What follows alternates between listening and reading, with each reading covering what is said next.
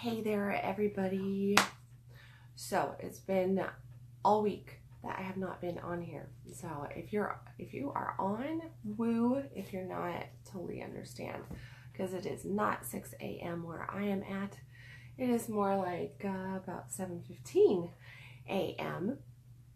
And I've been kind of thinking. Number one, on Monday I have been sick with some nasty bronchitis, some chest congestion all week. It hit me over the weekend. It was just really, really bad. But I have definitely taken the time to do some good introspective work, and what a time to really just come inside self and look out. Hey, good morning, Steve. Good morning. And just, really get in touch with spirit, really get in touch with, I guess you could say, a lot of conversations with God, a lot of conversations with angels over the last few days. But, today I was thinking about it because my alarm, I had a human error, and after being sick for so many days and not being used to being sick, I forgot to set my alarm. So I went to bed with every awesome intent to get up at 5:45. My coffee is even cold this morning because it made it 5:45. I did not make it 5:45. I woke up to my daughter shaking me and saying, "Hey mom, it's 6:40. We got to go to school. Take us to school." I'm like, "What? Oh my gosh." Okay. So I jumped out of bed without even my gratitudes this morning, which has never happened in probably a few years. Which just made me kind of, as I was driving them to school and then driving back, and I was thinking about a whole bunch of different things that's happened over the last few days of being sick. And I don't believe that there's any such thing as just coincidence. I am a believer in that there is a reason behind every single thing that happens, to the point that my kids are always telling me, "Mom, not everything's a sign." And I'm like, "No, actually everything is." And call me crazy. That definitely could be that I'm crazy. I am a woman, and we all know that women are crazy. Haha. No. But I look at everything as though there is a purpose. There is a reason behind every single thing. So the title of today's hour late talk on consciousness of sometimes God sends us on wild goose chases, I think definitely has some importance for many people out there. And, I had just a small wild goose chase last night that happened. Nothing comparative to other people out there, but it definitely got the energy started here. And my realization as I'm on this, I had, back in the office the first time in like 6 days, and then I don't know who set up the day that I did like a week and a half ago when I was booking out my month. But I literally had just booked back-to-back appointments as though I was going to be feeling fantastic yesterday. And I did feel pretty good yesterday. But I went back-to-back appointments and then had community night at my office with a group of people, and I did a whole bunch of emails and all this different stuff. And by the time I left my office, it was close to like 10:45, 11 o'clock at night. And I left there and I get in the car and I'm literally almost back to my house, which is not that far from my office. We're talking like 20 minutes, right? So I'm almost back to my house, and I'm singing along to one of my favorite songs, which is Testimony. And I'm singing along to that. That was playing. And I was just in this really, really good space. And I was feeling good. My chest congestion had let up, The first time that I had actually gotten an opportunity to just be in the car and listen to music. And for forever it felt like. And I had this good day. And I'm mid-chorus of this song, and I'm bolting it out in my rambly, nasally voice of being sick. And I hear this voice in my head, and it comes through as a masculine voice. And it says, "Go now. Go now." And I'm like, "Go now? Go where? Go where? Where am I going?" And I was just like, what the heck? So So I'm like, okay. And I had a clue as to what this voice was telling me, because obviously we always have a clue, right? There's things that we're tossing around in our head. There's things that we desire. So I'm like, what? Go now. And I started instantaneously, my stomach started churning and butterflies and all this different stuff. And I started questioning, and fear set in and doubt set in. And I'm like, I'm going to be that crazy person that listens to this voice right now. I'm going to go ahead and go now where I think this voice is taking me. So I flip a U in the middle of the road, and I start driving about 25 minutes the opposite direction of where I was at. And I'm driving and I'm driving and I'm driving and I'm questioning. And I turn the radio off. I turn Spotify off. Turn Spotify off. I'm now in silence in the car. And I'm just having this conversation with God. And I'm like, am I really supposed to be doing this right now? Am I supposed to have this conversation right now? What am I supposed to do? What am I going to say? What am I, And I'm going through all this different stuff. And I feel this, pull at my heart, and like a dagger in my back, and anxiety in my gut. And so I said, I watch numbers all the time. So anybody who knows me knows that I follow feathers and I follow number signs. It's just my two little things that I've always done. So I'm big time on Doreen Virtue on angel numbers. And I decided that I would ask for the angel number of 444 if I was really supposed to go where I was headed. So I was just talking to God, and I said, okay, God, if I'm really going the right direction here, then give me a 444 somewhere between here and before I get to this particular point before the destination. I said, give me a 444, or else I'm not going. I'm not going to finish this whole little escapade you got me on. Well, I'm driving along, and now I had asked for a sign, right? I asked for a very clear sign. But then this is what happened.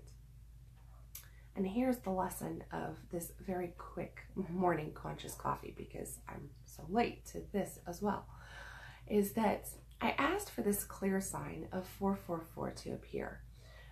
Now, number one, you have to understand that I chose 444 because I wanted to have the conversation that I thought that I was being led to. And I really wanted to just clear that slate, even though it was 11 o'clock at night and I was tired and not feeling that awesome, right? Not the ideal moment, but Spirit doesn't always pick the most ideal moments for things to take place. And but I was still second guessing it. So I asked for a sign. I just asked for confirmation from God.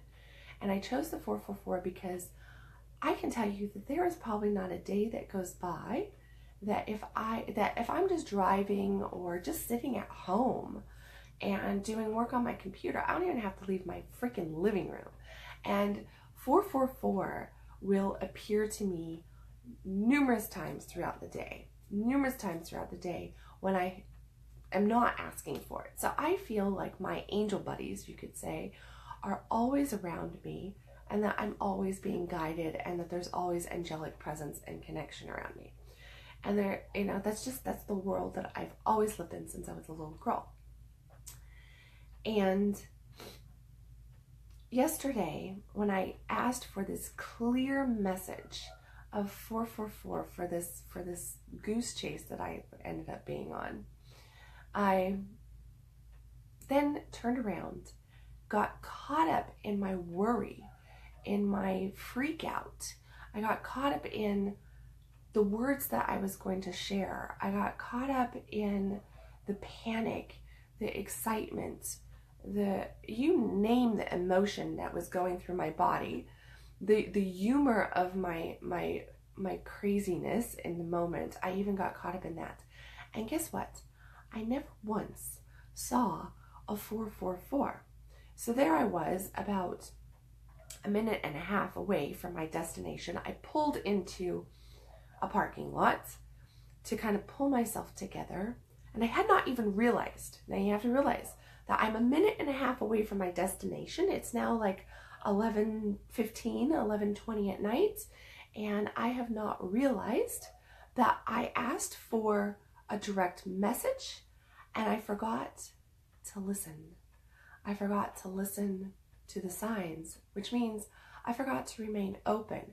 I got so caught up in my own babble and my own shit in my head that I forgot to pay attention to the messages that I asked for. So did God send me a 444? I have no fucking clue. I have no fucking clue because I never saw it. I never saw it because I was not open. I was not ready. Now I'm guessing that God did not send me a 444 because of the way the rest of my evening went. But if he did, I don't know why, but maybe I believe that the lesson was that I was not listening and that I need to pay attention to listening. And there's a little bit more to that. There's a little bit more that I'm going to share on that. But here I am in the parking lot, still churning in my head the conversation, and got myself worked up in knots at this point and done all this different stuff. And I'm sitting there and now I'm like, okay, we're doing this. Woo. And I turn around, and as I'm turning around in the parking lot to leave this parking lot to go to my destination, I realized right there in that minute, a minute and a half away from my destination, that I had asked for a sign and that I had not stopped to pay attention for the sign. And I started laughing. I'm like, of course, and here I am. I don't even know if I'm supposed to be here now. Like, I've asked for guidance and I don't even know if I'm supposed to be here. So now I'm just acting on sheer adrenaline at this point, and I could be making a really, really big mistake. And that's the last thing I want to do. I want to follow the guidance of God, of spirit, not of adrenaline, of ego. But being the person that I am and not getting my messages very easily and being a stubborn person, call it the German in my blood or whatever, I turned and I went down the street, and God, I'm sure, was at this point laughing, because I turn and I make it about 2 blocks down the street, just moments around the corner to the destination that I'm going to, because now I'm drawn all this way. I might as well go all the way, right? What's the harm in just driving by? And there's road construction. The whole road is blocked off. The whole fucking road is blocked off at this point. There's not me getting through the road. No, the road has been destroyed. There are cones. There are detour signs. There is, I would have to gotten out and moved piles of stone to get through the road here. But there was a detour sign. And one would think that they would pay attention to this sign, because here I am, I'm asking for the sign, and what am I doing? Once again, I'm getting the no, stop, and number one, I didn't pay attention for the 4s, and then I get road construction, blockages, detour, very clear detour. We're going to take you on a detour. Detours, there's a reason. We get taken on detours, we get taken on these wild goose chases, as I've titled this, for our own safety. There's a purpose behind it, right? So I follow the detour sign, and I'm now breathing hard, and I want to throw up. And I am separating myself from myself because there's too much emotion for me to hold in this space, in this moment. So I'm separating, and I feel myself separating, and I'm winding around the corner, and I'm now pissed and scared and still missing my signs. I wind a corner and I look into the parking lot, and it's dark. There's just total darkness in the parking lot. The building I was looking at, total darkness. And this sign of relief, just, yes, thank you, Lord. Thank you, Lord, for this not being the moment because I was so far from unprepared. From being prepared, I was just completely unprepared. There was no way I could have done this in this moment. And I was not ready because I was not listening. I was not listening. And all my messages that God had given me, I had missed. I had missed every one of the beautiful messages. So I drove past the building, did not stop. Come to, like, literally there's a stop sign right there in front of the building. And I can either go into the parking lot or I can turn and go back around the loop-de-loo, back into that detour and hit that road construction again, which is the only way home. So I turn, and I no sooner turn the corner when I hear this on the bottom of my car. My car is like a year old, okay? So it's not like I have an old car. There's nothing that should be falling off my car. I have maintenance done my car. I take good care of my car. And I hear this loud, like something is falling off the bottom of my car now. This noise was not there. I did not have anything on in the car. Where did this come from? There's just this noise now on the bottom of my car, and it's making this horrible sound. And I start laughing because I realize here I am, and it sounds like my car is going to break down right in front of the building that I drove here to go into, that I was asking for a sign for. And how the heck am I going to, like, what is God trying to do here? Like, he's trying to handicap me in the parking lot, basically, of where I now don't know if I'm even supposed to be, or obviously I was not supposed to be there. So I got this in the car. I managed to get maybe a block away, and I pulled over and I get out of the car. It's cold outside. I lay down on the road, in the middle of the road. I lay down in the middle of the road next to the driver's side, and I look underneath my car and I see there's something hanging off the bottom of my car. I still don't know what it is. I have to go look, actually, after Facebook Live to go figure out what's hanging off the bottom of my car. But I have this thing hanging, and it's just this, like, I just started laughing because I'm like, okay, it doesn't look like my car is falling apart, but it's definitely like a, right? Like, pay the fuck attention to the messages, to the signs, right? And I got in the car and I just took a couple breaths. And I started laughing. I started laughing because I saw the goose chase. I saw the craziness. I felt the stupidity. I felt the feeling of being naive. I felt like, why did I go through all of this? This is sheer crazy, you know? Like, I just put myself through all this emotional torture.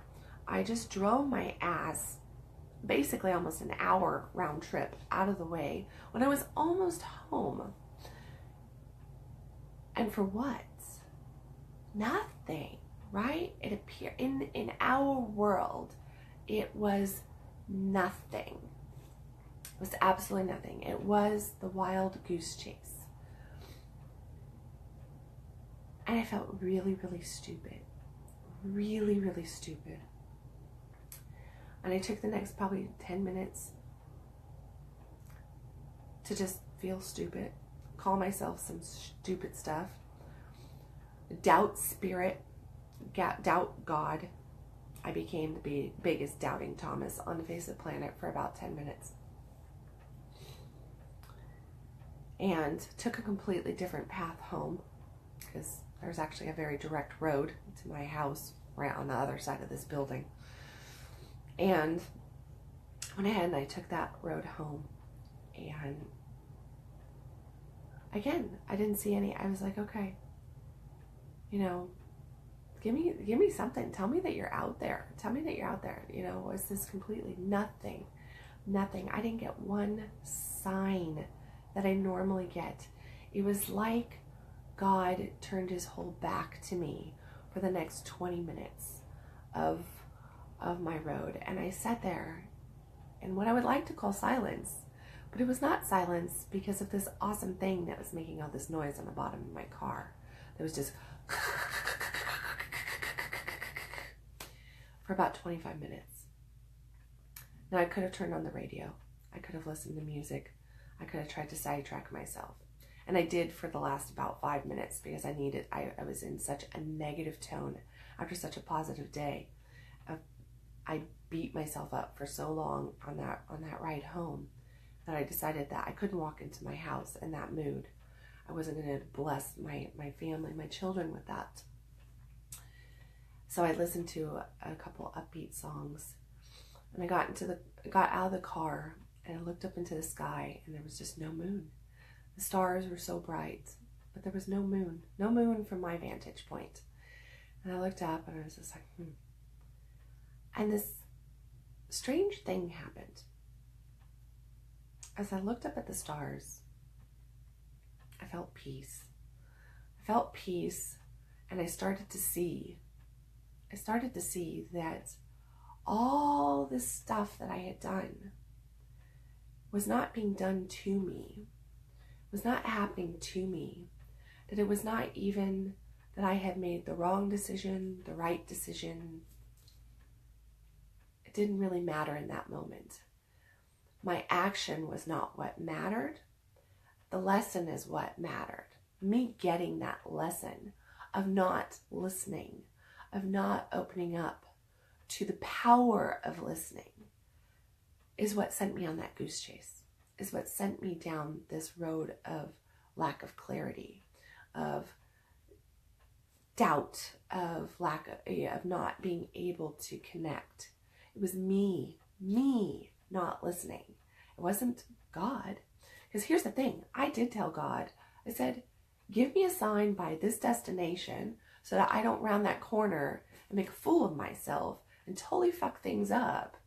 And this is the sign that I want. And yet I chose not to pay attention. But I never got the sign. I never got the sign. So God doesn't make mistakes. I never got the sign. And I chose to round that corner anyway.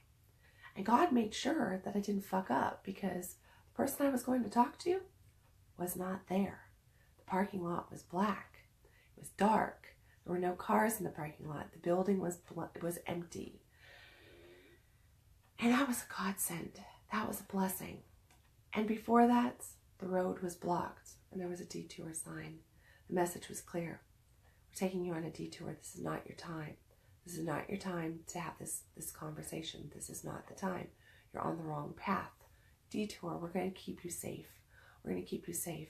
Spirit was there every step of the way, to the point that the rattling of the bottom of my car was just a sign of the rattling of the spirit inside of me, this rattling of spirit around me, the messages that I'm not getting, the clarity that I'm not allowing, the power of the listening that I'm not embracing. And so here's the funny thing, that before I close this out, because I don't want it to go too long this morning.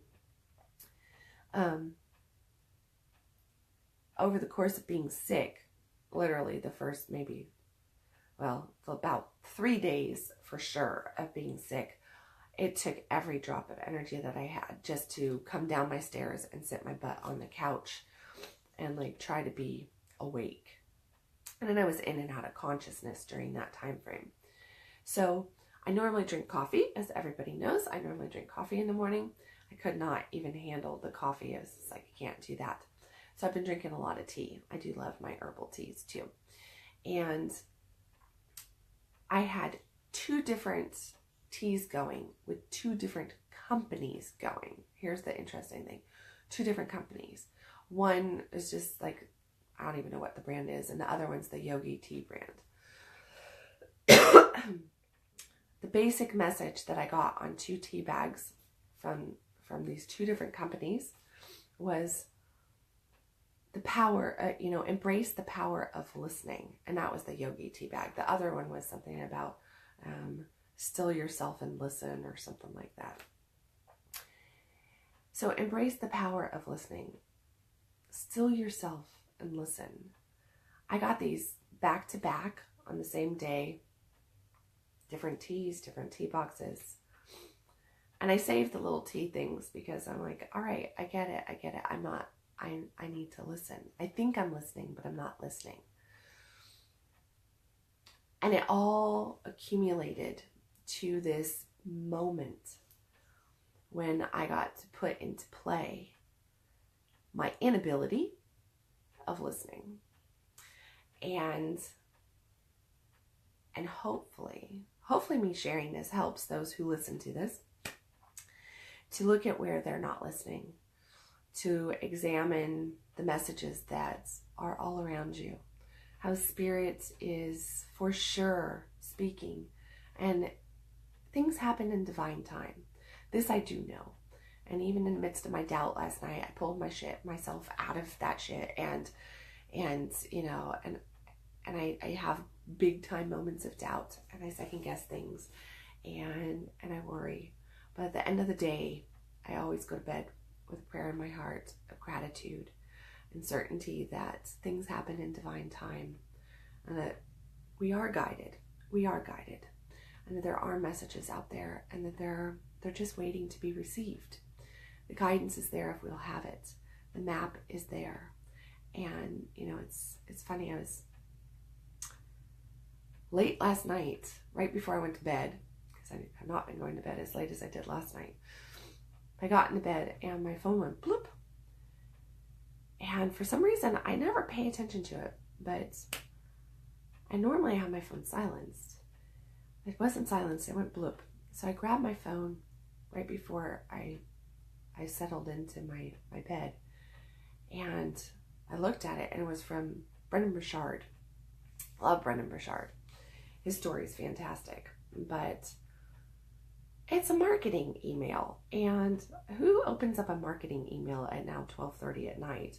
I certainly don't. I don't even look at my email at 12:30 at night, let alone open up a marketing email at 12:30 at night. But I clicked on the damn email, and I clicked on it, and it was this big, long email, and I have no clue what it said. But in the middle of it, I flung it up a little bit, scrolled up a little bit, and there was one sentence in it, and it popped out of the screen at me. And it said, I think he was talking about his grandfather. And it's going to be his grandfather right now, right? And the message was in parentheses. He had, or quotations. He had the note on there. It's always smart to get the map before you enter the woods. It's always smart to get the map before you enter the woods. And you know what that is? That right there is listening. Listening is your map. And here's what we do. We do what I did last night. We run into the fucking woods without the map. And then we get into the middle of the dark, scary woods with all the monsters and the wild animals in there. And we can't see anything. And we don't know what direction we came. And we don't know what direction we're going. And then we go, where's our map? Where's our map? And then we find ourselves on a wild goose chase. Lost in the woods without our map. And it's our doing. We didn't bring the map. We entered the woods without the map. We didn't listen. We sent ourselves on a wild goose chase. Not God. Not God. So if you're out there and you think you're on a wild goose chase and you don't know what direction you're supposed to go, and you think you're not getting any messages, think again. Think again. Learn from my story. My minor little fuck up story from last night, and realize that you just need the map before you enter the woods. And the map is you listening. The map is you asking. And when you ask, actually slow the fuck down and look for the signs. You have to stop and look. You have to stop and look, or else you're going to end up finding yourself on a road with road construction and detours and dark parking lots and an hour out of your way or more. Lost. Chasing, what are the snipe or something? I know people always tell my kids to go hunt these, figments in the dark. But on that wild goose chase. And it's a pain, but it can be a beautiful lesson. So I hope you're getting your lessons. I hope that my little share of this morning is helpful, even though it's an hour and 15 minutes late. And I will definitely turn my alarm clock back on as soon as I am done here so that I can get my butt up and see you guys at 6 o'clock tomorrow morning. Thank you. Thank you. I'll go, Addison, for sharing that. I will go and see what's stuck underneath my car now. Who knows? Maybe there's a message on whatever's underneath my car. And I will catch you guys tomorrow at 6 o'clock in the morning. I promise. I promise. Okay. Love you guys and see you tomorrow. Bye.